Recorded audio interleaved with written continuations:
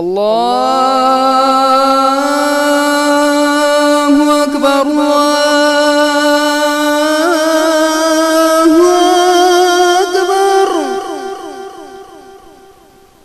اللہ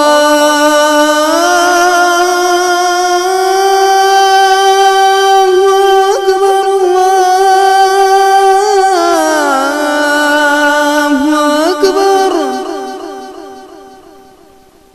أشهد أن لا إله إلا الله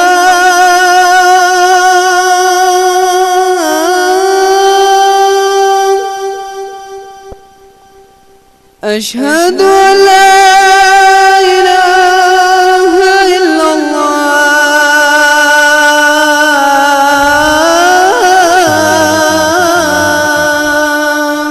الحمد لله نحمده ونستعينه ونستغفره ونعوذ بالله من شرور أنفسنا ومن سيئات أعمالنا من يهده الله فلا مضل له ومن يضلل فلا هادي له وأشهد أن لا إله إلا الله وحده لا شريك له وأشهد أن محمدا عبده ورسوله يا أيها الذين آمنوا اتقوا الله حق تقاته ولا تموتن إلا وأنتم مسلمون يا أيها الناس اتقوا ربكم الذي خلقكم من نفس واحدة وخلق منها زوجها وبث منهما رجالا كثيرا ونساء واتقوا الله الذي تساءلون به والأرحام إن الله كان عليكم رقيبا يا أيها الذين آمنوا اتقوا الله وقولوا قولا سديدا يصلح لكم أعمالكم ويغفر لكم ذنوبكم ومن يطع الله ورسوله فقد فاز فوزا عظيما اما بعد اعوذ باللہ من الشیطان الرجیم وَلَهُنَّ مِثْلُ الَّذِي عَلَيْهِنَّ بِالْمَعْرُوفِ وَلِلرِّجَالِ عَلَيْهِنَّ دَرَجَةٌ. حضرات علماء کرام،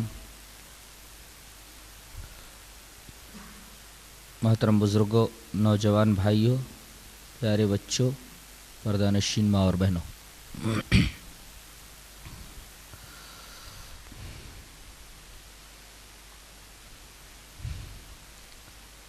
اسلام نے عورت کو جو مقام دیا ہے وہ مقام عورت کو نہ تو کسی مذہب نے دیا ہے اور نہ دے سکے گا.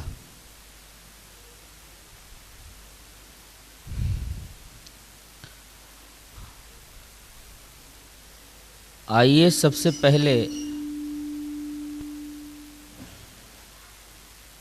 دنیا کے بڑے بڑے ممالک کے معاشروں کا جائزہ لیتے ہیں.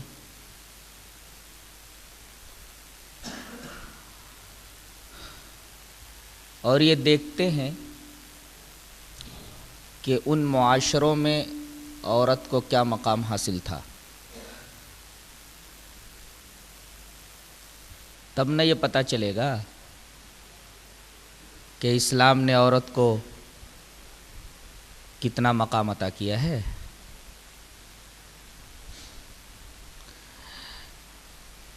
بائبل میں لکھا ہوا ہے، کون ہے جو ناپاک سے پاک کو نکالے. یعنی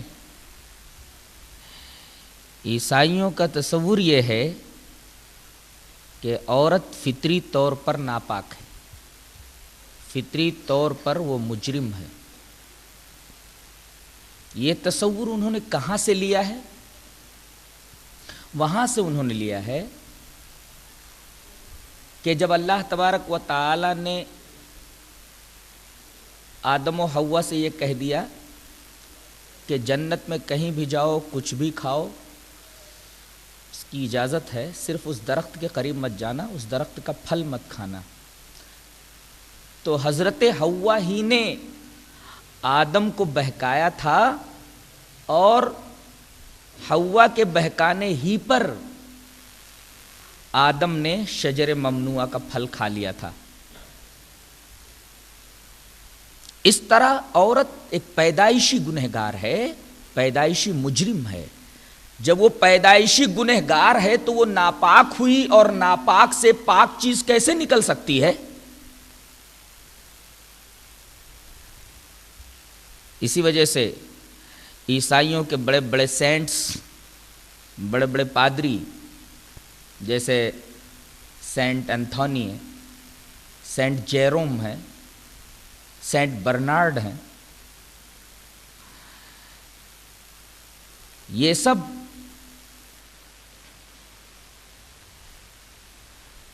عورت کو مجرم گردانتے ہیں۔ کوئی یہ کہتا ہے کہ عورت حبالت الشیاطین ہے، شیطان کا جال ہے۔ کچھ ان میں سے کہتے ہیں کہ عورت اقرب نیش زن ہے۔ اقرب نیش زن کا مطلب اسکارپین ریڈی ٹو اسٹنگ، ایسا بچھو جو بالکل ڈنک مارنے کے لیے تیار رہے، اس کو اقرب نیش زن کہتے ہیں۔ عیسائیوں کے ان بڑے بڑے علماء کے ان اقوال سے معلوم ہوتا ہے کہ مذہب عیسائیت کے اندر عورت پیدائشی مجرم ہے۔ تو جو مذہب عورت کو پیدائشی مجرم تسلیم کرے وہ عورت کو کیا مقام دے سکتا ہے؟ آگے بڑھیے۔ یہودیت کے بارے میں روڈویل کہتا ہے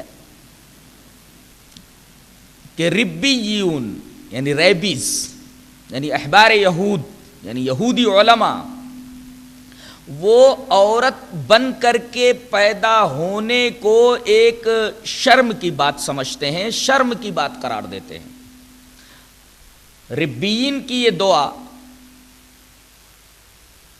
منقول ہے، وہ دعا کرتے ہیں Blessed art thou, O Lord, our God, King of the universe, who hath not made me a woman.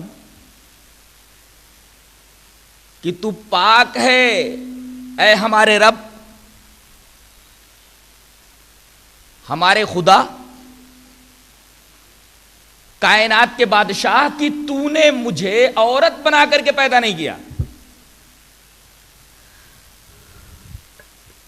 تو جس مذہب میں عورت بن کر کے پیدا ہونا ایک شرم کی بات ہو، وہ عورت اپنے معاشرہ عورت کو کیا مقام دے سکتا ہے؟ آگے بڑھتے ہیں، بدھ مت کو دیکھتے ہیں۔ مہاتما بدھ کا کہنا یہ ہے کہ ایک پرفیکٹ مین بننے کے لیے ضروری ہے کہ وہ عورتوں سے کنارہ کشی اختیار کرے۔ ایک پرفیکٹ مین اور ایک عورت کے درمیان کوئی جوڑ نہیں، لہذا جب انہوں نے نروان کا راستہ اختیار کرنا چاہا تو اپنی متعدد بیویوں کو انہوں نے چھوڑ دیا۔ تھوڑا کم کرو اس کو، بازگشت ہو رہی۔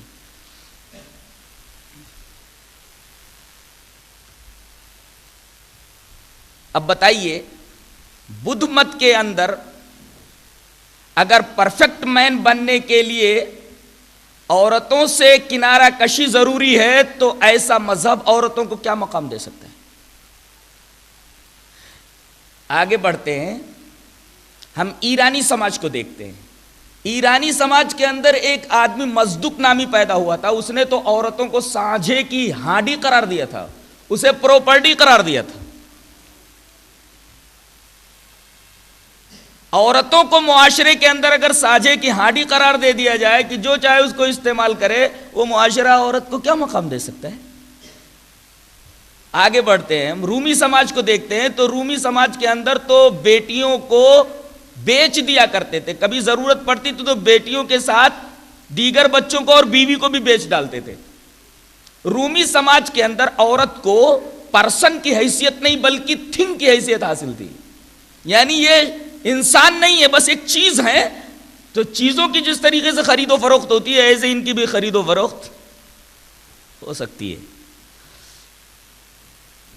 ایک اٹالین مثل ہے، اطالویوں کے ہاں ایک مثل ہے کہ گھوڑا اچھا ہو یا برا اسے مہمیز کی ضرورت ہوتی ہے، کوڑے کی ضرورت پڑتی ہے۔ اسی طرح عورت اچھی یا بری ہو اسے مار کی ضرورت پڑتی ہے.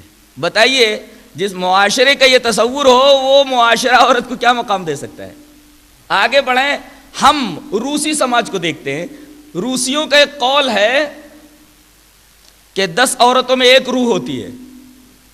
بتائیے عورتوں کے بارے میں اس طریقے کا تصور کہ 10 عورتوں میں ایک روح ہوتی ہے, اس طریقے کا تصور رکھنے والا معاشرہ عورت کو کیا مقام دے سکتا ہے. ہندو سماج, ہندوؤں کے ہاں تو عورتوں کو میراث میں سے کوئی حصہ نہیں دیا جاتا تھا. ان کے ہاں عورتوں کے بارے میں کیا تصور ہے یا تھا. رامائن سندر کانڈ کے اندر ایک شعر لکھا ہوا ہے. شعر اس طرح ہے کہ ڈھول گمار شودر پشو ناری سکل تاڑنا کے ادھیکاری. رامائن سندر کانڈ کے اندر ہے یہ. ڈھول گمار شودر پشو ناری سکل تاڑنا کے ادھیکاری, کہ ایک تو ڈھول, دوسرے جاہل اور گمار, تیسرے وہ نیچ ذات کا شودر, چوتھے پشو جانور, اور آگے ناری عورت. یہ سارے کے سارے ڈنڈے کے آدمی ہیں, ڈنڈے کی ذات ہے. یہ سب کو پیٹ پیٹ کر کے سیدھا کرنا چاہیے. بتائیے جس معاشرے کے مذہبی کتاب کے اندر ایسی بات عورتوں کے تعلق سے لکھی ہوئی ہو, وہ معاشرہ عورت کو کیا مقام دے سکتا ہے. اب آئیے ذرا عربوں کو دیکھ لیتے ہیں کہ ان کے ہاں عورتوں کا کیا مقام تھا. اللہ فرماتا ہے کہ وَإِذَا الْمَوْءُودَةُ سُئِلَتْ, جب گاڑی ہوئی, زندہ درگور کی ہوئی لڑکیوں سے پوچھا جائے گا کہ بِأَيِّ ذَنبٍ قُتِلَتْ, کہ انہیں کس جرم کے اندر قتل کیا گیا تھا, کس جرم کے اندر انہیں زندہ درگور کر دیا گیا تھا. بتائیے جس معاشرے کے اندر عورتوں کے تعلق سے سنگ دلی کا یہ حال ہو کہ بچی پیدا ہو تو اسے زندہ درگور کر دیا جائے, وہ معاشرہ عورت کو کیا مقام دے سکتا ہے. ان تمام ممالک, ان تمام مذاہب کے معاشروں کا جائزہ لینے کے بعد اب آئیے ہم یہ بتاتے ہیں کہ اسلام نے عورتوں کو کیا مقام دیا ہے. نبی کریم صلی اللہ علیہ وسلم نے ارشاد فرمایا, وعن عبد الله بن عمرو رضی اللہ تعالی عنہ ان رسول اللہ صلی اللہ علیہ وسلم قال انما الدنيا متاع وليس من متاع الدنيا شيء افضل من المرأة الصالحة رواہ ابن ماجہ فی کتاب النکاح. حضرت امام ابن ماجہ اس حدیث پاک کو کتاب النکاح میں لائے. راوی حضرت عبداللہ ابن عمر ہے. حضرت عبداللہ ابن عمر رضی اللہ تعالیٰ عنہ فرماتے ہیں کہ رسول اللہ صلی اللہ علیہ وسلم نے ارشاد فرمایا کہ دنیا پوری کی پوری متاع ہے, سامان ہے, اور دنیا کے اس سامان میں عورت نیک عورت سے بڑھ کر کے کوئی چیز نہیں ہے. یہ حدیث بتا رہی ہے کہ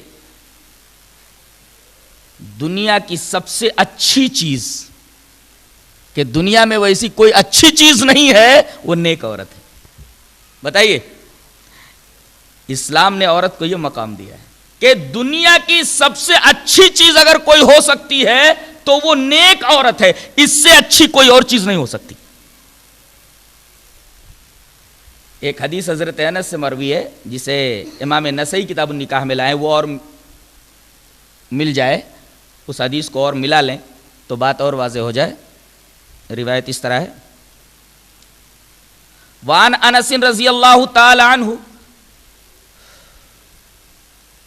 قال قال رسول اللہ صلی اللہ علیہ وسلم حبب الی من الدنیا النساء والطیب وجعلت قرۃ عینی فی الصلاۃ رواہ النسائی فی کتاب النکاح.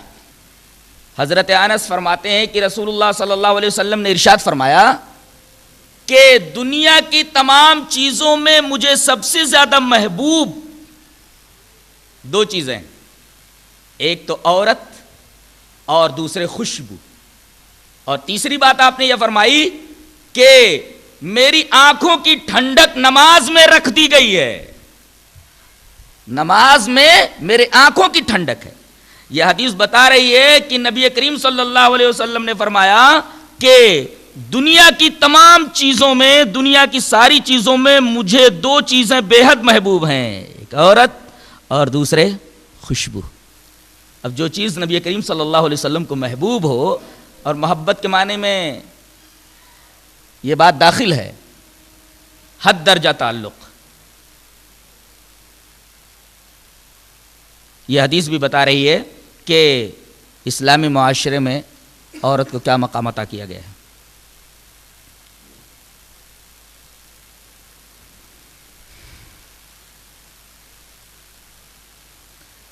دو حدیثیں دیکھ لیں، اور دونوں حدیثیں بخاری شریف کی ہیں، جن سے عورتوں کی فضیلت اور زیادہ واضح ہو جائے گی۔ ایک حدیث اس طرح ہے، وعن عائشہ رضی اللہ تعالی عنہا قالت قال رسول اللہ صلی اللہ علیہ وسلم یا عائشہ ھذا جبرائیل یقرأ علیک السلام قالت قلت وعلیہ السلام ورحمۃ اللہ ترى ما لا نرى تريد رسول اللہ صلی اللہ علیہ وسلم، رواہ البخاری فی کتاب الاستیزان۔ حضرت امام بخاری حدیث پاک کو کتاب الاستیزان میں لائے۔ حضرت عائشہ فرماتی ہیں کہ نبی پاک صلی اللہ علیہ وسلم نے ارشاد فرمایا کہ اے عائشہ، یہ جبرائیل آئے ہیں اور جبرائیل تمہیں سلام کہہ رہے ہیں۔ حضرت عائشہ نے کہا وعلیہ السلام ورحمۃ اللہ، ان کے اوپر بھی سلامتی ہو اور اللہ کی رحمت ہو۔ اے اللہ کے رسول، آپ جو چیز دیکھ رہے ہیں ہم وہ چیز نہیں دیکھ رہے ہیں۔ یہ حدیث بتا رہی ہے کہ حضرت عائشہ رضی اللہ تعالی عنہا کو حضرت جبرائیل نے سلام کہا اور حضرت عائشہ نے اس کا جواب دیا۔ بتائیے، ملائے اعلیٰ کا سب سے معزز فرشتہ اگر عورت کو سلام کرتا ہے تو اس کے مقام کے بارے میں آپ کا کیا کہنا ہے؟ ایک حدیث بخاری شریف کی اور ملا لیں تو عورت کا مقام مزید واضح ہو جائے۔ حدیث اس طرح ہے، وعن ابی ہریرہ رضی اللہ تعالی عنہ قال اتى جبرائیل النبی صلی اللہ علیہ وسلم فقال یا رسول اللہ هذه خدیجۃ قد اتت ومعها اناء فیہ ادام او طعام فاذا اتتك فقرا علیہ السلام من ربها ومنی وبشرها ببیت فی الجنت من قصب لا صخب فیہا ولا نصب۔ یہ حدیث پاک مشکات میں باب و مناقب اہل البیت کے اندر ہے، اور صاحب مشکات نے حوالہ دیا ہے کہ یہ حدیث بخاری میں بھی ہے اور مسلم میں بھی ہے، یعنی یہ حدیث متفق علیہ ہے، اور مشکات شریف میں یہ حدیث باب و مناقب اہل البیت کے اندر حضرت ابو ہریرہ سے مروی ہے۔ حضرت ابو ہریرہ رضی اللہ تعالیٰ عنہ فرماتے ہیں کہ جبرائیل نبی کریم صلی اللہ علیہ وسلم کے پاس آئے اور آتے ہی کہا کہ اے اللہ کے رسول، آپ کی بیوی حضرت خدیجہ آ رہی ہیں، ان کے ہاتھ میں ایک برتن ہے، برتن کے اندر یا تو سالن ہے اور کھانا ہے، یا دونوں چیزیں ہیں۔ جب وہ آپ کے پاس آئیں، ابھی وہ راستے ہی میں ہیں، جب وہ آپ کے پاس آئیں تو انہیں ان کے رب کی طرف سے سلام کہنا اور میری طرف سے، ان کے رب نے ان کو سلام بھیجا ہے، تو اللہ کا سلام خدیجہ سے کہنا اور میرا بھی سلام کہہ دینا، اور ان کو بشارت دینا کہ جنت میں اللہ تبارک و تعالیٰ نے ان کے لیے کھوکھلے موتیوں کا ایک محل تیار کر رکھا ہے، جس کے اندر نہ کوئی شور و شغب ہے نہ کوئی تھکن ہے۔ یہ حدیث بتا رہی ہے کہ حضرت خدیجۃ الکبریٰ وہ قابل فخر خاتون ہے، اور نبی پاک صلی اللہ علیہ وسلم کی وہ پیاری اور معزز بیوی ہیں کہ ان کو اللہ تبارک و تعالیٰ کا سلام آیا، ورنہ اللہ تبارک و تعالیٰ کا سلام اور کسی ہستی کے لیے نہیں آیا۔ مجھے تو اس سلسلے میں معلومات نہیں ہے۔ اللہ تبارک و تعالیٰ کا سلام حضرت خدیجۃ الکبریٰ کو آیا۔ اس سے واضح طور پر یہ سمجھا جا سکتا ہے کہ اسلامی معاشرے میں عورت کا کیا مقام ہے۔ ایک فرشتہ اگر سلام بھیجے، رب کسی عورت کو سلام بھیجے، اس سے اندازہ لگایا جا سکتا ہے کہ اسلامی معاشرے میں عورت کو کیا مقام حاصل ہے۔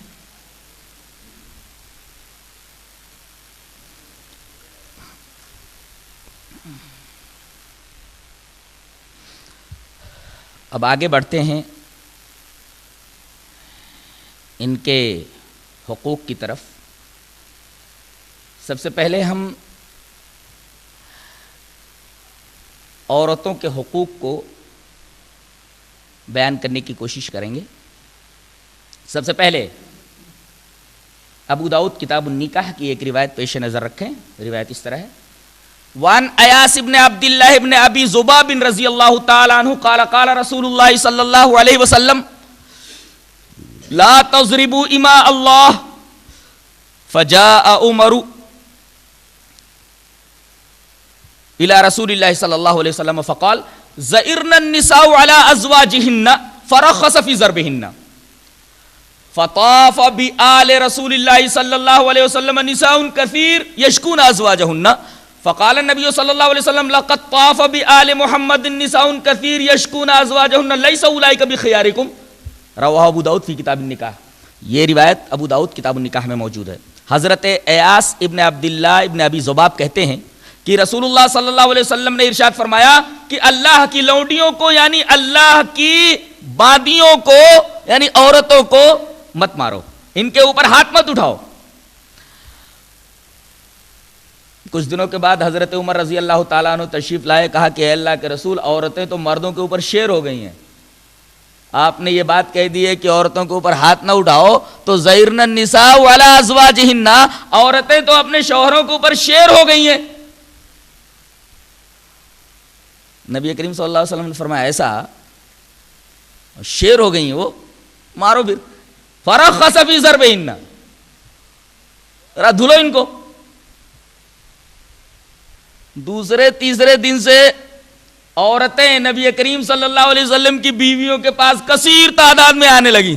فطاف بآل رسول اللہ صلی اللہ علیہ وسلم نساء کثیر، اس لیے کہ ان کے شوہروں نے جب پیٹنے کے اندر رخصت دیکھ لی تو انہوں نے دھننا شروع کر دیا، ان کو خوب پیٹا.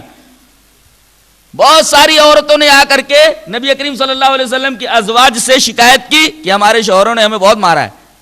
یشکون ازواجہن، اپنے شوہروں کی شکایت کرتے ہوئے. نبی کریم صلی اللہ علیہ وسلم کو جب یہ بات معلوم ہوئی تو صحابہ کرام کو خطاب کر کے آپ نے فرمایا، فقال النبی صلی اللہ علیہ وسلم لقد طاف بآل محمد النساء کثیر، محمد کی آل کے پاس بہت ساری عورتیں آئی ہیں، وہ اپنے شوہروں کی شکایت کر رہی ہیں. یشکون ازواجہن، ایسے لوگ جان لیں کہ وہ اچھے لوگ نہیں ہیں. لیس اولئک بخیارکم، تم میں سے اچھے لوگ نہیں ہیں. یہ حدیث بتا رہے کہ عورتوں کے اوپر جو لوگ ہاتھ اٹھاتے ہیں وہ اچھے لوگ نہیں ہیں. یہ نبی کریم صلی اللہ علیہ وسلم کا ارشاد علی. عورتوں کو مارنے والا آدمی اچھا آدمی نہیں ہے. ابن ماجہ کتاب النکاح کی ایک اور روایت جو حضرت عبداللہ ابن عمر سے ہے، وہ ملانے تو بات اور واضح ہو جاتی ہے.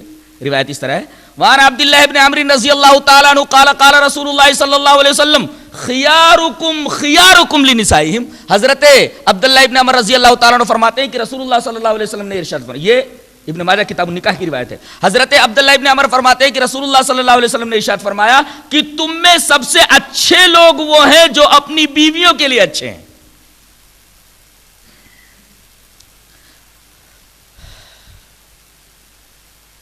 ایک روایت جسے امام ابی داؤد کتاب النکاح کے اندر لائے ہیں، وہ روایت بھی سامنے رکھ لیں تو بات اور زیادہ واضح ہو جائے گی. روایت اس طرح ہے: وان حکیم ابن معاویۃ القشیری قال عن ابیہ قال قلت یا رسول اللہ ما حق زوجۃ احدنا علیہ فقال ان تطعمها اذا طعمت وتكسوها اذا اكتسيت ولا تضرب الوجه ولا تقبح ولا تهجر الا في البيت. رواہ ابو داؤد فی کتاب النکاح. حضرت امام ابی داؤد اس حدیث پاک کو کتاب النکاح کے اندر لائے ہیں. حضرت حکیم ابن معاویہ القشیری اپنے باپ سے روایت کرتے ہیں کہ ان کے باپ رسول اللہ صلی اللہ علیہ وسلم کے پاس گئے اور کہا کہ اے اللہ کے رسول، ہماری بیویوں کا ہمارے اوپر کیا حق ہے؟ ہم ہوتے تو کیا بولتے؟ اے اللہ کے رسول، ہمارا حق ہماری بیویوں کے اوپر کیا ہے؟ یہ پوچھ رہے ہیں کہ اللہ کے رسول، ہماری بیوی کا ہمارے اوپر حق کیا ہے؟ آپ صلی اللہ علیہ وسلم نے ارشاد فرمایا کہ تمہاری بیویوں کا تمہارے اوپر یہ حق ہے کہ جب تم کھاؤ تو اسے کھلاؤ. ان تطعمها اذا طعمت، جب تم کھاؤ تو کھلاؤ. وتكسوها اذا اكتسيت، پہنو تو پہناؤ. ولا تضرب الوجه، اس کے چہرے پر مت مارو. ولا تقبح، اور اسے آر مت دلاؤ، اسے گالیاں مت دو. ولا تہجر الا فی البیت، اگر مارنے کی بھی ضرورت پیش آئے جو تو یہ معاملہ گھر ہی میں نپٹا لو، اسے گھر ہی میں چھوڑو، باہر روڈ پہ لا کر کے مت کھڑا کر دو۔ عورتوں کے یہ حقوق جو اس حدیث پاک میں بیان کیے گئے ہیں، یہ حقوق بھی بتاتے ہیں کہ یہ حقوق جو اسلام نے عورتوں کو دیے ہیں اور کسی مذہب میں ایسے حقوق عورتوں کو حاصل نہیں ہیں۔ غور کریں تو عورت کی کچھ حیثیتیں ہمیں دکھائی دیتی ہیں۔ ایک حیثیت عورت کی ماں کی ہے، ایک حیثیت عورت کی بیٹی کی ہے، ایک حیثیت اس کی بہن کی ہے، ایک حیثیت اس کی بیوی کی ہے، ایک حیثیت اس کی خالہ کی ہے۔ آئیے تمام حیثیتوں میں شریعت اسلامیہ نے انہیں کیا مقام دیا ہے ذرا دیکھ لیتے ہیں۔ بیوی کے بارے میں تو یہ بات معلوم ہو چکی کہ وہ دنیا کی سب سے اچھی چیز ہے، کہ نیک عورت سے اچھی چیز کوئی نہیں ہے۔ اس روایت کو دوہرا دیتا ہوں، وعن عبد اللہ بن عمرو رضی اللہ تعالی عنہ ان رسول اللہ صلی اللہ علیہ وسلم قال انما الدنيا متاع وليس من متاع الدنيا شيء افضل من المرأة الصالحة، رواہ ابن ماجہ فی کتاب النکاح، کہ دنیا ساری کی ساری متاع ہے اور دنیا کی تمام چیزوں میں سب سے اچھی کی اس سے اچھی کوئی چیز نہیں، نیک عورت ہے۔ اور اللہ تبارک و تعالی نے کیا فرمایا؟ اللہ تبارک و تعالی فرماتا ہے وَمِنْ آيَاتِهِ أَنْ خَلَقَ لَكُم مِّنْ أَنفُسِكُمْ أَزْوَاجًا لِتَسْكُنُوا إِلَيْهَا وَجَعَلَ بَيْنَكُم مَّوَدَّةً وَرَحْمَةً إِنَّ فِي ذَلِكَ لَآيَاتٍ لِقَوْمٍ يَتَفَكَّرُونَ۔ اللہ کی نشانیوں میں سے یہ بات ہے، ایک نشانی یہ ہے کہ اس نے تمہارے لیے تمہارے ہی نفسوں سے تمہاری بیویاں پیدا کی ہیں جو تمہارے لیے باعث سکون ہیں، لِتَسْكُنُوا إِلَيْهَا، ایک تو باعث سکون ہے، وَجَعَلَ بَيْنَكُم مَّوَدَّةً وَرَحْمَةً، اور تمہارے درمیان اس نے مودت اور رحمت بنا دی ہے۔ اس میں دو لفظ بہت قابل غور ہیں، ایک مودت اور ایک رحمت۔ مودت جوانی کے لیے ہے اور رحمت بڑھاپے کے لیے۔ شوہر کا جو میلان بیوی کی طرف ہوتا ہے جوانی میں، ایسے میلان کو مودت سے تعبیر کیا گیا ہے، اور بڑھاپے میں جب دونوں کسی لائق نہیں ہوتے تو ایک دوسرے کا میلان جو ایک دوسرے کی طرف ہوتا ہے، اللہ تبارک و تعالیٰ نے اسے رحمت سے تعبیر کیا ہے کہ جوانی کے درمیان، جوانی کے ایام میں تمہارے درمیان مودت فرما دی اور بڑھاپے میں تمہارے درمیان رحمت۔ اس بات میں بہت ساری نشانیاں ہیں ان لوگوں کے لیے جو غور و فکر کرتے ہیں۔ یہ آیت کریمہ بتا رہی ہے کہ عورت، بیوی باعث تسکین و راحت ہے۔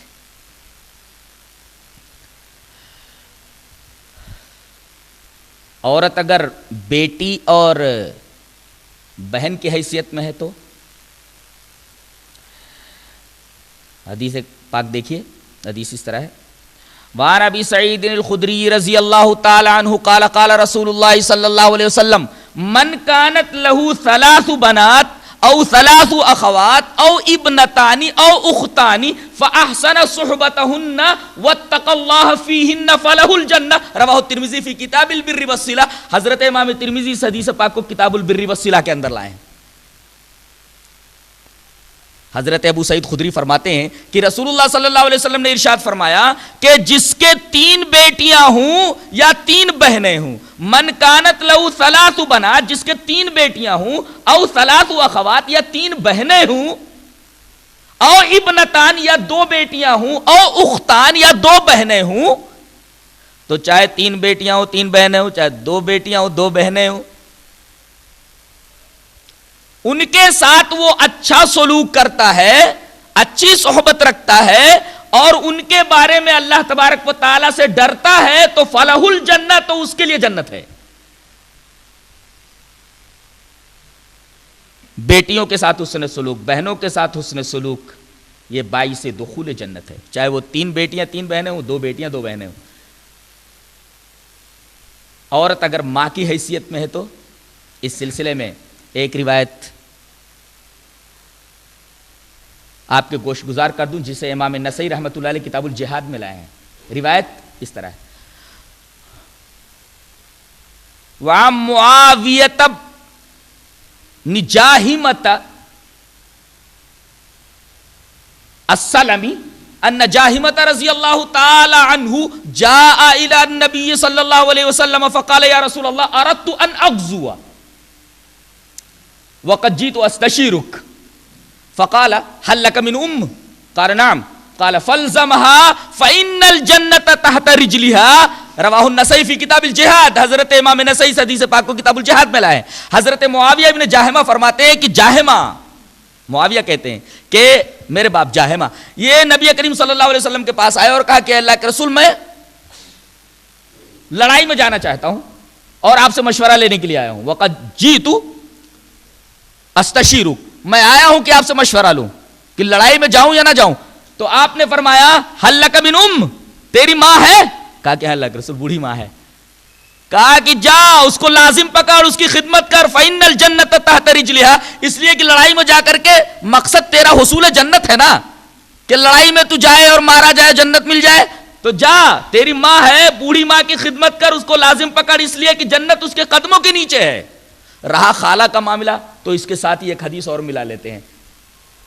وعن البراء بن عازب رضی اللہ تعالی عنہ عن النبی صلی اللہ علیہ وسلم قال الخالۃ بمنزلۃ الام. رواہ ترمذی فی کتاب البر والصلہ. حضرت امام ترمذی سے حدیث پاک کو کتاب البر والصلہ کے اندر لائیں. حضرت براء بن عازب فرماتے ہیں کہ نبی کریم صلی اللہ علیہ وسلم نے ارشاد فرمایا کہ خالہ بھی ماں کے منزلے میں ہے. یہ حدیث پاک بتا رہی ہے کہ ماں کے قدموں کے نیچے جنت ہے.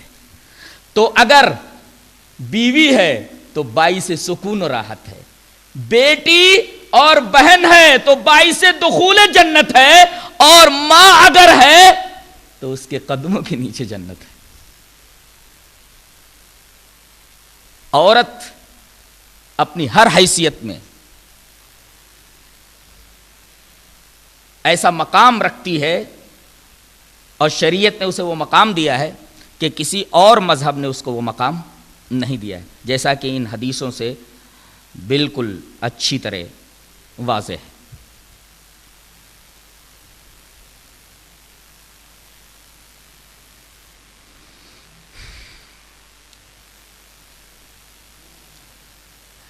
اور ایک حدیث تو بہت زیادہ حیرت انگیز ہے. اگر اس حدیث کو سامنے رکھ لیں تو عورت کا مقام اور کھل کر کے سامنے آ جاتا ہے. اس حدیث کو امام احمد رحمۃ اللہ علیہ مسند احمد کے اندر لائیں حضرت اسماء بنت یزید سے. روایت اس طرح ہے.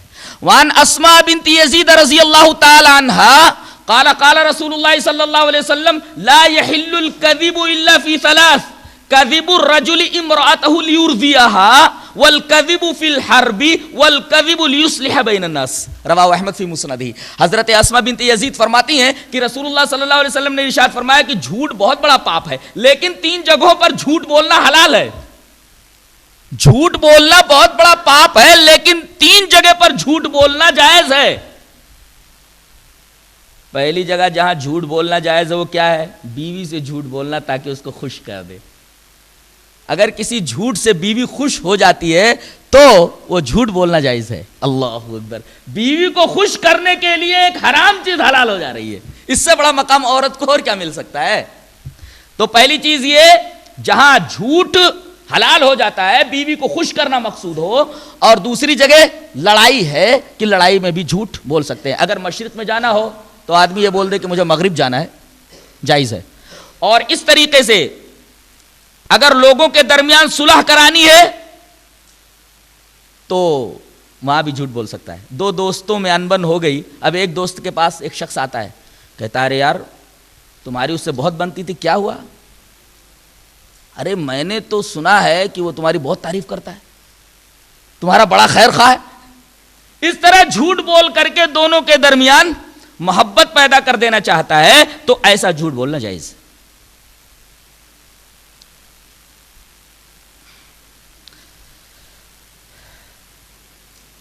اب آئیے کچھ آیات سامنے رکھ لیں اور پیدا ہونے والے کچھ شبہات کا جواب بھی دے لیا جائے تاکہ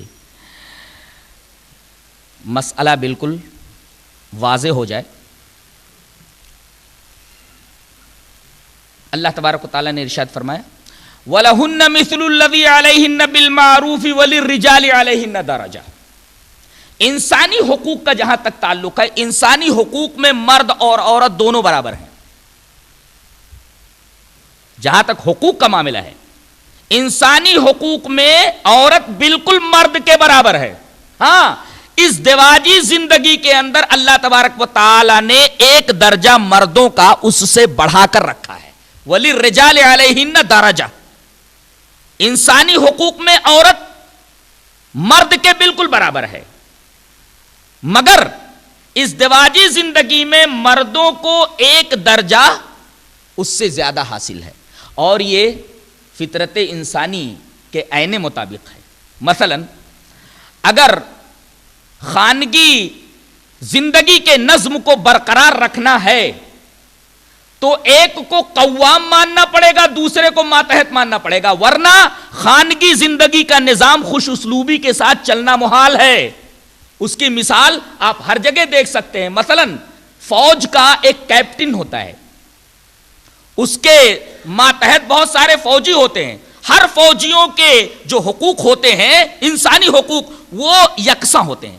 قانون سب کے لیے مساوی ہوتا ہے.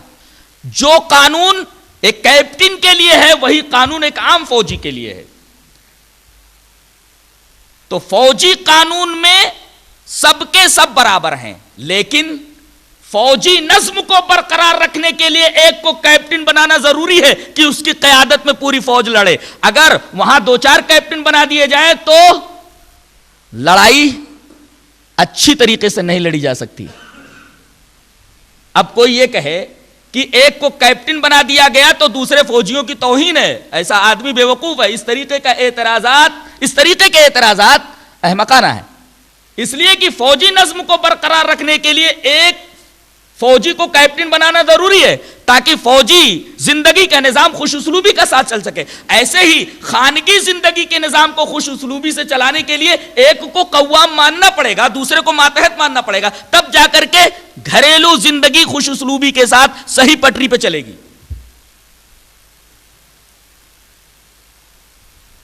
ایک بات اور ذہن نشین کر لیں کہ اللہ تبارک و تعالی نے مرد کو حاکم نہیں بنایا ہے، مرد کو قوام بنایا ہے. حاکم اور قوام میں فرق ہے.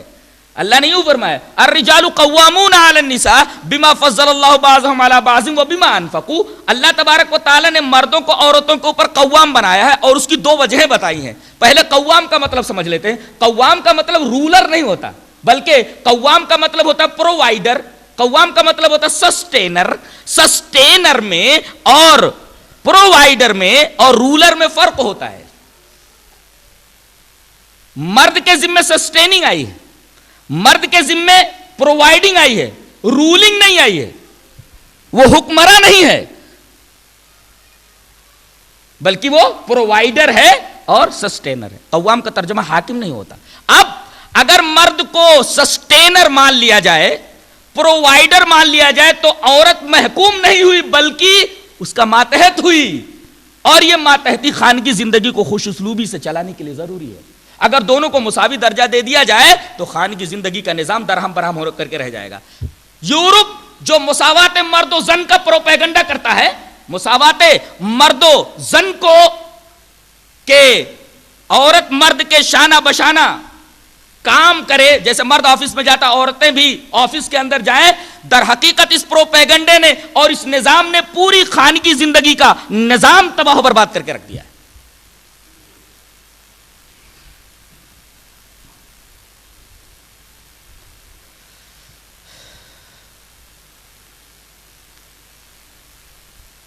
عورت اور مرد اگر غور کیا جائے تو بالکل یہی حیثیت رکھتے ہیں جو ایک فوجی اور ایک کیپٹن کے درمیان فرق ہوتا ہے، اور جو حیثیت ایک فوجی کے مقابلے میں ایک کیپٹن کی ہوتی ہے، ایک کیپٹن کے ایک فوجی کے مقابلے میں جو حیثیت ہوتی ہے. اس سے زیادہ کچھ نہیں.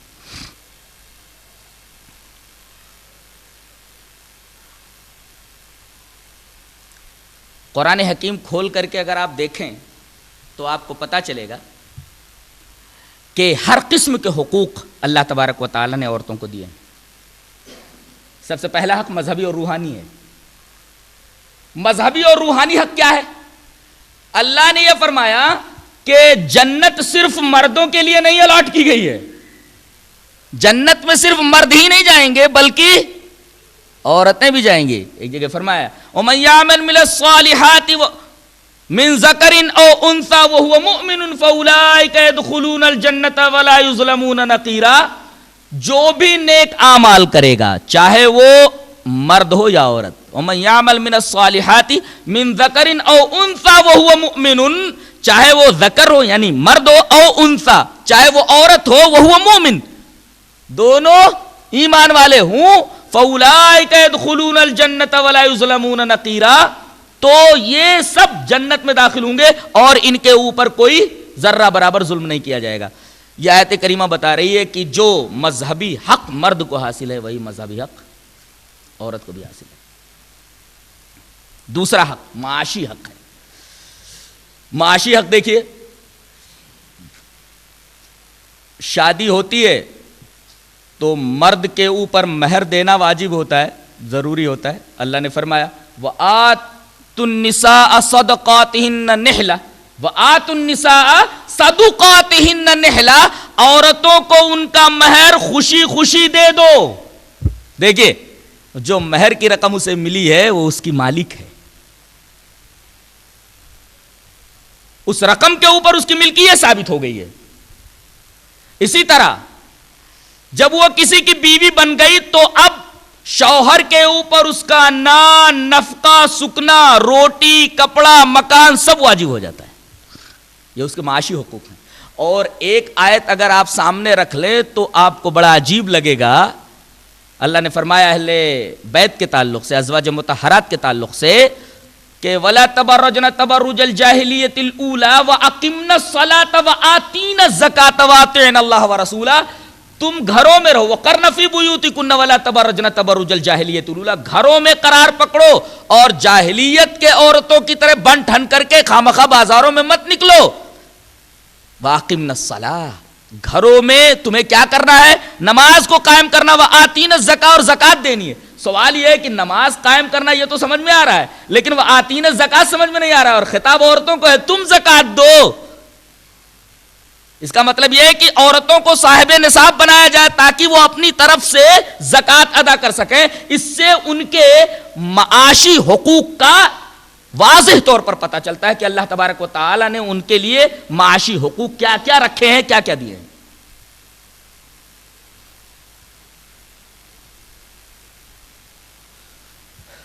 معاشرتی حقوق کیا ہے؟ ایک آیت کریمہ سے بالکل واضح ہے, وَعَاشِرُوهُنَّ بِالْمَعْرُوفِ فَإِنْ كَرِهْتُمُوهُنَّ فَعَسَىٰ أَن تَكْرَهُوا شَيْئًا وَيَجْعَلَ اللَّهُ فِيهِ خَيْرًا كَثِيرًا.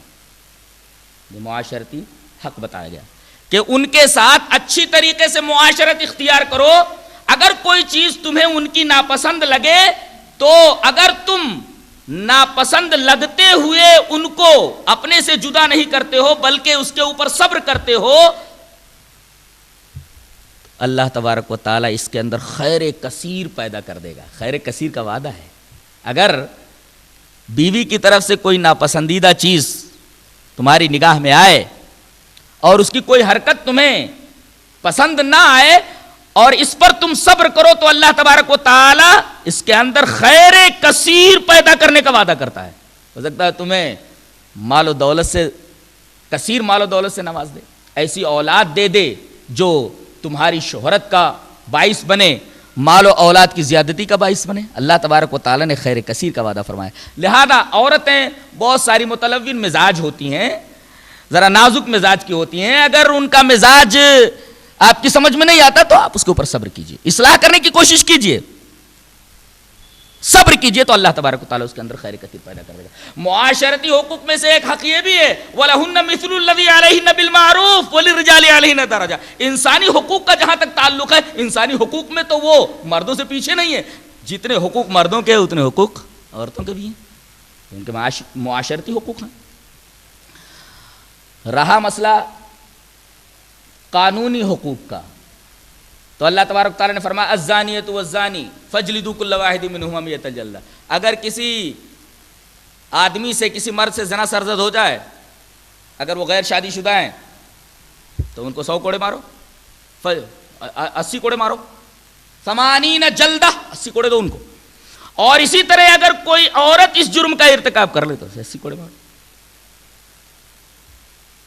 قانونی حق میں دونوں برابر ہیں. السارقۃ والسارقۃ فاقطعوا ایدیہما, چور اور چورنی دونوں کا ہاتھ کاٹ لو. دیکھیے قانونی حق میں دونوں برابر ہیں. مرد اگر چوری کرے تو اس کا بھی ہاتھ کاٹ لیا جائے گا, اور عورت اگر چوری کرے تو اس کا بھی ہاتھ کاٹ لیا جائے گا.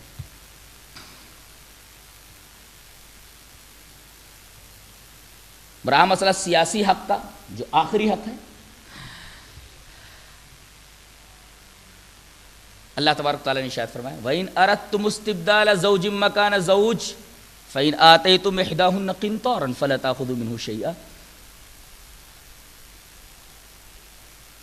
اگر تم عورت کو طلاق دینا چاہتے ہو تو اگر تم نے مہر کے نام پر ایک قنطار دے دیا ہے, احد پہاڑ کے برابر مہر دے دیا ہے, تو ان سے واپس مت لو. حضرت عمر رضی اللہ تعالیٰ عنہ کا خیال یہ تھا کہ مہر کی زیادہ سے زیادہ جو مقدار ہے وہ متعین کر دی جائے. لوگ بس اتنی ہی مہر متعین کریں, بس اس سے زیادہ نہیں. انہوں نے یہ بات کہی بھی, جیسے انہوں نے یہ بات کہی کہ میں یہ چاہتا ہوں کہ عورتوں کے مہر کو متعین کر دوں کہ زیادہ سے زیادہ اتنا مہر ہونا چاہیے. ایک بوڑھی عورت کھڑے ہو کر کے بول رہی ہے کہ جب اللہ نے یہ کہہ دیا کہ عورتوں کو قنطار دیا جا سکتا ہے مہر میں, احد پہاڑ کے برابر سونا دیا جا سکتا ہے, تو عمر تو کون ہوتا ہے اللہ تبارک و تعالیٰ کے اس حکم کے اندر ٹانگ اڑانے والا, دخل اندازی کرنے والا. حضرت عمر نے فرمایا واللہ ایک عام عورت, ایک بوڑھی خاتون بھی عمر سے زیادہ عالم ہے, عمر سے زیادہ علم رکھنے والی. آپ دیکھ رہے ہیں سیاسی حق ایک عورت کو کس طرح حاصل ہے کہ خلیفۃ المومنین ایک چیز نافذ کرنا چاہ رہا ہے تو عورت اس کی خلاف ورزی کرتے ہوئے کہتی ہے کہ تمہارا یہ کہنا غلط ہے اور تم یہ جو کرنے جا رہے ہو غلط ہے. اس سے بڑا سیاسی حق کوئی مذہب عورت کو کیا دے سکتا ہے؟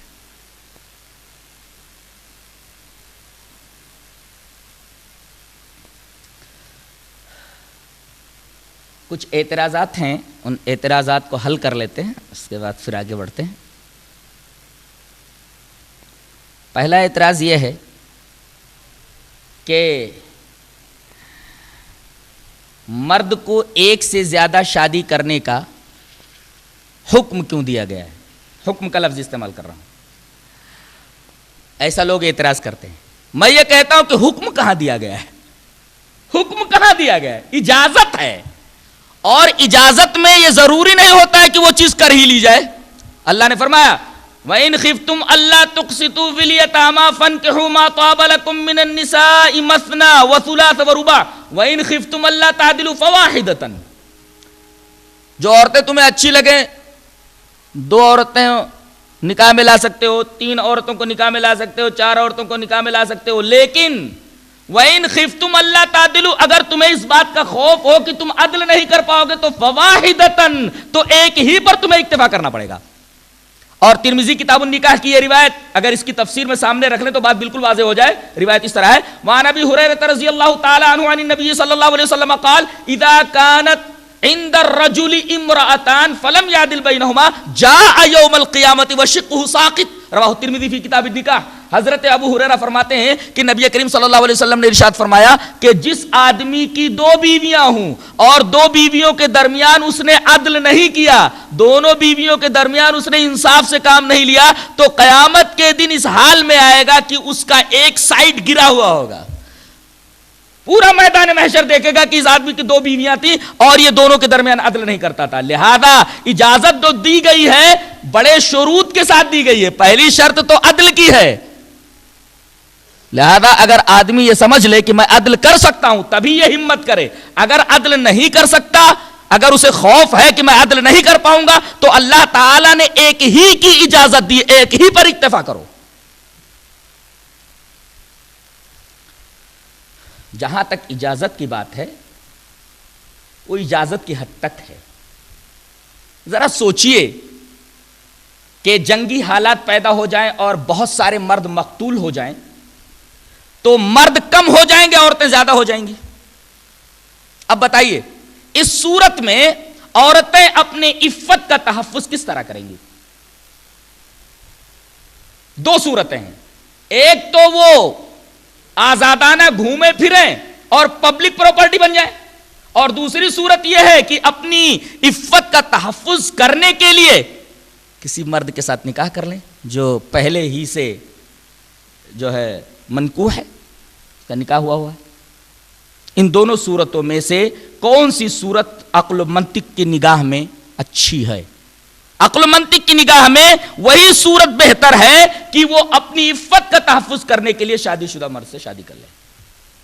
اور عورت کو مجبور کہاں کیا گیا ہے؟ تسلیمہ نسرین وغیرہ کا جو اعتراض ہے وہ بے وقوفی پر مبنی ہے.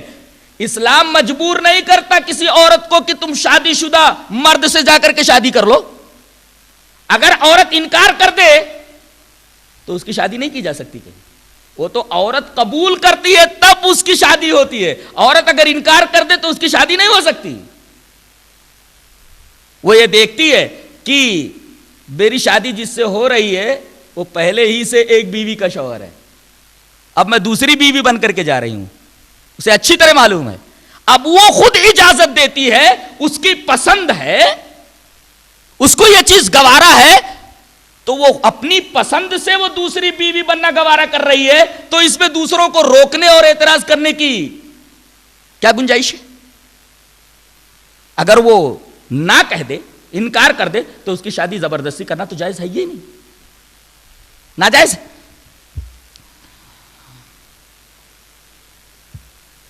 تو پولی گیمی کی جو اجازت ہے وہ خاص خاص شرائط کے ساتھ ہے, خاص خاص حالات کے اندر ہے. ایک شوہر ہے, اس کی بیوی ہمیشہ بیمار رہتی ہے, حق زوجیت ادا کرنے پر قادر نہیں ہے. اب یہ مرد کیا کرے؟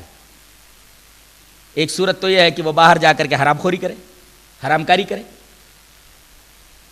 اور جہنم کے راستے پر چل پڑے, اور ایک صورت یہ ہے کہ باقاعدہ اپنی پاک دامنی کو برقرار رکھنے کے لیے کسی عورت سے شادی کر لے. یہ صورت بہتر ہے یا ادھر ادھر جا کر کے منہ مارنے کی اجازت دے دی جائے وہ بہتر ہے؟ عقل و منطق کی نگاہ میں یہی صورت بہتر ہے کہ وہ دوسری شادی کر کے لے آئے. ایک سوال اور یہاں پیدا ہوتا ہے کہ مرد کو تو 4 بیویوں کی اجازت دی گئی ہے, عورت کو 4 مردوں کی اجازت کیوں نہیں دی گئی, یا ایک سے زیادہ مرد کی اجازت کیوں نہیں دی گئی؟ اس کا ایک جواب نگاہ میں رکھ لیں کہ اگر ایک عورت کو ایک سے زیادہ مثلا 3 یا 4 یا 2 مردوں سے شادی کی اجازت دے دی جائے تو اس صورت میں بچے کی پرورش اور اس کی پرداخت کا مسئلہ سامنے آ جائے گا. بچے کو یہ معلوم نہیں ہوگا کہ میرا باپ کون ہے. اگر ایک مرد 4 عورتوں سے شادی کر کے زندگی گزارتا ہے, ان سے جو بچے پیدا ہوتے ہیں ان بچوں کو یہ بھی معلوم ہوتا ہے کہ یہ میری ماں ہے اور یہ بھی معلوم ہوتا ہے کہ یہ میرا باپ ہے. لیکن ایک عورت اگر 4 مردوں سے شادی کر لے تو بچے کو اپنی ماں کے بارے میں تو علم ہوگا کہ یہ میری ماں ہے, لیکن باپ کے بارے میں اسے علم نہیں ہوگا. اب جب باپ کے بارے میں یہ معلومات نہیں ہوگی کہ میرا باپ کون ہے اور باپ کا پتہ نہیں چلے گا, تو اس بچے کی پرورش اور پرداخت کی ذمہ داری کس کے اوپر ہوگی؟ کوئی قبول نہیں کرے گا. ہر ایک یہی کہے گا کہ میرا نہیں. تو فطرت یہی ہے کہ مرد کو ایک سے زیادہ شادی کی اجازت دی جائے اور عورت کو ایک سے زیادہ مرد سے شادی کی اجازت نہ دی جائے. ایک سوال اور پیدا ہوتا ہے کہ عورت حکمراں کیوں نہیں بن سکتی, ساتھ ساتھ عورت پیغمبر کیوں نہیں بن سکتی؟ کوئی عورت پیغمبر نہیں بنی تو پیغمبر کیوں نہیں بن سکتی, اور کوئی عورت حکمراں کیوں نہیں بن سکتی شریعت اسلامیہ میں؟ اس کا جواب یہی ہے کہ عورت کی جو ساخت ہے وہ مرد کی ساخت سے بالکل الگ ہے. عورت صنف نازک ہے اور مرد اس کے مقابلے میں بہت ہی قوی ہے. اب بتائیے کہ عورت اگر حاملہ ہو جائے تو اس صورت میں حکومت کی جو ذمہ داریاں ہیں اس حالت کے اندر جب تک عورت ہے یہ ذمہ داریاں کون سنبھالے گا؟ بچہ پیدا ہو گیا, کچھ دنوں تک اسے بیڈ ریسٹ کرنا ہے, ایسے حالات میں اور ایسی صورت میں حکومت کی ذمہ داریاں کون ادا کرے گا؟ حکومت کی ذمہ داریاں پورا کرنے میں تعطل پیدا ہوگا، جمود پیدا ہوگا کہ نہیں؟ ظاہر ہے کہ جمود پیدا ہوگا۔ اسی طریقے سے اگر اسے پیغمبر بنا دیا جائے تو پیغمبر کا تعلق عوام سے برابر رہتا ہے، حاملہ ہونے کی صورت میں وہ تعلقات برقرار نہیں رہ پائیں گے۔ اسی طریقے سے بچہ پیدا ہونے کی صورت میں اسے بیڈ ریسٹ کرنا پڑے گا اور عوام سے اس کا تعلق کٹ جائے گا۔ اس وجہ سے فطرت یہ ہے کہ عورت حکمراں نہ بنے، مرد ہی حکمراں بنے، اور عورت پیغمبر نہ بنے، مرد پیغمبر بنے۔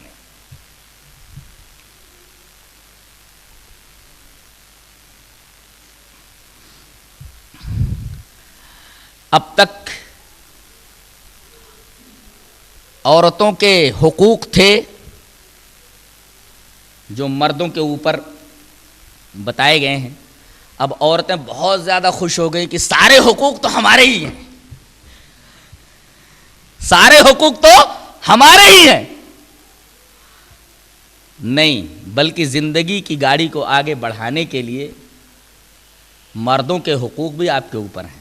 اس سلسلے میں بخاری کتاب النکاح کی ایک روایت پہلے پیش کروں گا۔ روایت اس طرح ہے، وعن ابی ہریرہ رضی اللہ تعالی عنہ قال قال رسول اللہ صلی اللہ علیہ وسلم اذا باتت المرأة مہاجرة فراش زوجها لعنتها الملائکة حتى تصبح، رواہ البخاری فی کتاب النکاح۔ حضرت امام بخاری اس حدیث پاک کو کتاب النکاح کے اندر لائے ہیں۔ حضرت ابو ہریرہ فرماتے ہیں کہ رسول اللہ صلی اللہ علیہ وسلم نے ارشاد فرمایا کہ جو عورت اپنے شوہر سے ناراض ہو کر کے اس کے بسترے سے الگ ہو جائے، اس کے بسترے پر نہ جائے، اس کا بسترا چھوڑ دے، تو صبح تک فرشتے اس کے اوپر لعنت کرتے رہتے ہیں۔ یہ مرد کا حق اس کی بیوی کے اوپر ہے۔ اس سلسلے میں ایک اور روایت میں آپ کے سامنے پیش کر دوں۔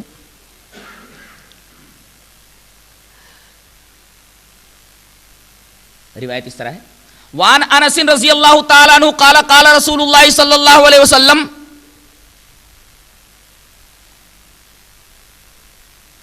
ان المرأة اذا صلت خمسها وصامت شهرها واحسنت فرجها واطاعت بالها فلتدخل من اي ابواب الجنة شاءت، رواہ ابو نعیم فی الحلیہ۔ یہ ابو نعیم اس کو حلیہ کے اندر لائے ہیں اور یہ مشکاہ شریف کے اندر بھی یہ روایت موجود ہے۔ حضرت انس فرماتے ہیں کہ رسول اللہ صلی اللہ علیہ وسلم نے ارشاد فرمایا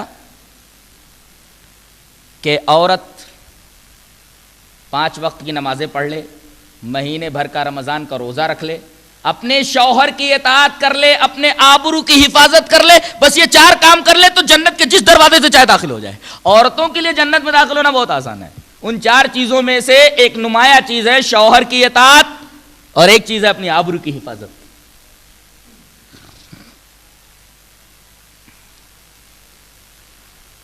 مردوں کا حق عورتوں کے اوپر کتنا ہے ایک حدیث سے بالکل واضح ہو جاتا ہے۔ حدیث اس طرح ہے، وعن عائشہ رضی اللہ تعالی عنہا ان رسول اللہ صلی اللہ علیہ وسلم قال لو كنت امرت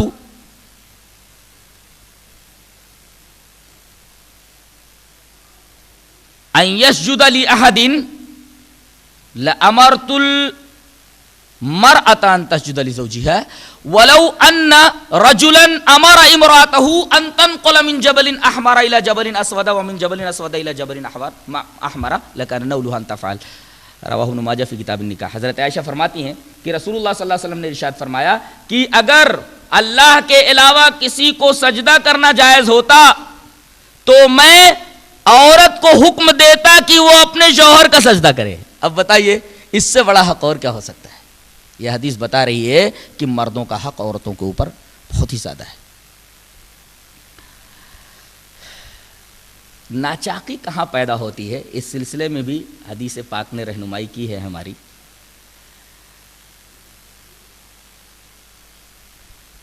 مرد عورت سے بیزار کب ہو جاتا ہے؟ جب وہ سنگار کرنا چھوڑ دیتی ہے، بننا ٹھننا شوہر کے لیے چھوڑ دیتی ہے۔ جب بازار میں جانا ہوتا ہے تبھی بنتی ٹھنڈتی ہے اور آئینے کے سامنے گھنٹوں کھڑی رہتی ہے، لیکن شوہر کو دکھانے کے لیے یہ بننا ٹھننا نہیں ہوتا۔ اختلاف یہی سے پیدا ہوتا ہے، اور یہی حال مرد کا بھی ہے۔ عورت بنی ٹھنی رہتی ہے لیکن حضرت اتنے گندے رہتے ہیں کہ ایک نفیس طبیعت کی عورت دیکھ لیوے تو گھن کھانے لگے۔ تو دونوں کے بارے میں حدیث پاک کے اندر رہنمائی موجود ہے۔ اس سلسلے میں دو حدیثیں آپ کے سامنے پیش کر دیتا ہوں۔ وان انس رضی اللہ تعالی عنہ قال قیل لرسول اللہ صلی اللہ علیہ وسلم ای النساء خیر قال التي تسره اذا نظر وتطيعه اذا امر ولا تخالفه في نفسها ومالها بما يكره رواہ النسائی فی کتاب النکاح۔ یہ روایت نسائی شریف کتاب النکاح میں موجود ہے۔ حضرت انس فرماتے ہیں کہ رسول اللہ صلی اللہ علیہ وسلم سے پوچھا گیا کہ اے اللہ کے رسول سب سے اچھی عورت کون ہے؟ تو آپ نے فرمایا سب سے اچھی عورت وہ ہے کہ جب اس کا شوہر اسے دیکھے تو خوش ہو جائے۔ یہی چیز شوہر نہیں دیکھ پاتا اور عورت سے بیزار ہو جاتا ہے۔ التی تسرہ اذا نظر، شوہر بیوی کو دیکھے تو خوش ہو جائے۔ وتطیعہ اذا امر، اور جس چیز کا حکم دے اگر وہ خلاف شریعت نہیں ہے تو فوراً اس کی اطاعت کرے۔ دو ولا تخالفوا فی نفسها ومالها بما یکرہ، اور اس کی مخالفت عورت نہ کرے کس چیز کے بارے میں؟ اپنے نفس کے بارے میں اور اس کے مال کے بارے میں جس کو وہ ناپسند کرتا ہے۔ اگر وہ کہہ دے کہ فلاں آدمی گھر میں نہیں آنا یا فلاں جگہ تم نہیں جانا تو عورت کو اس سے بچنا چاہیے، اس کے حکم کی تابع داری کرنی چاہیے، اس کے حکم کو ماننا چاہیے۔ تو سب سے پہلی چیز یہ ہے کہ شوہر دیکھے تو خوش ہو جائے۔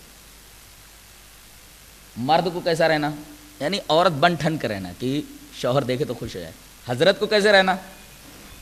اس سلسلے میں حدیث پاک جسے امام مالک رحمۃ اللہ علیہ موطا کتاب الجامع کے اندر لائے، حضرت زید بن اسلم سے روایت اس طرح ہے، وعن زید بن اسلم ان عطاء ابن یسار اخبرہ قال کان رسول اللہ صلی اللہ علیہ وسلم فی المسجد فدخل رجل ثائر الراس واللحیہ فاشار رسول اللہ صلی اللہ علیہ وسلم الیہ فاشار الیہ رسول اللہ صلی اللہ علیہ وسلم بیدہ ان ارجع كأنه يعني إصلاح شعر راسه ولحيته ففعل الرجل ثم رجع فقال رسول الله صلى الله عليه وسلم أليس هذا خيرا من أن يأتي أحدكم ثائر الراس كأنه الشيطان رواہ مالک فی الموطا فی کتاب الجامع۔ حضرت امام مالک اس حدیث کو موطا کتاب الجامع کے اندر لائے ہیں۔ حضرت زید ابن اسلم کہتے ہیں کہ عطا ابن یسار نے خبر دی کہ رسول اللہ صلی اللہ علیہ وسلم مسجد کے اندر تھے، ایک آدمی آیا، اس کی داڑھی بے ترتیب تھی اور اس کے بال بکھرے ہوئے تھے، بالکل شیطان دکھتا تھا۔ رسول اللہ صلی اللہ علیہ وسلم نے اسے دیکھا تو اشارہ کیا اسے، کہا کہ اس کو بولو جائے اور ذرا اپنے داڑھی کی اور اپنے بالوں کی اصلاح کر کے آئے۔ اصلاح کا مطلب یہ نہیں داڑھی چھٹوا کر کے داڑھی کٹوا کر کے آئے، نہیں، اس کو ذرا کنگھی وغیرہ کر لے، ذرا اچھا بنا لے تو اسے شیطان دکھ رہا ہو۔ وہ آدمی فوراً بھاگا اور ذرا بال وال سنوار کر کے اور داڑھی وغیرہ سنوار کر کے آیا تو نبی کریم صلی اللہ علیہ وسلم نے فرمایا کیا یہ آدمی بہتر نہیں ہے اس آدمی سے جس کے بال بکھرے ہوئے ہوں، داڑھی بکھری ہوئی ہو، شیطان دکھتا ہو؟ تو جس طریقے سے آپ چاہتے ہیں کہ میری بیوی بنی ٹھنی رہے، اچھی حالت کے اندر ہے، آپ کی بیوی بھی یہ چاہتی ہے کہ آپ بھی اچھی حالت کے اندر ہے، شیطان نہ دکھیں۔ افتراق اور آپسی چشمک جو پیدا ہوتی ہے وہ اسی وجہ سے پیدا ہوتی ہے۔ یہ چند باتیں تھیں میاں بیوی کے حقوق کے تعلق سے۔ اللہ ہمیں اچھی سمجھ اور اچھے عمل کی توفیق عطا فرمائے۔ وآخر دعوانا الحمدللہ رب العالمین۔ وہ زیادہ ہو جاتا ہے اس وجہ سے بند کرنا پڑتا ہے، ان کو سیٹ کرنے میں دقت ہو جاتی ہے۔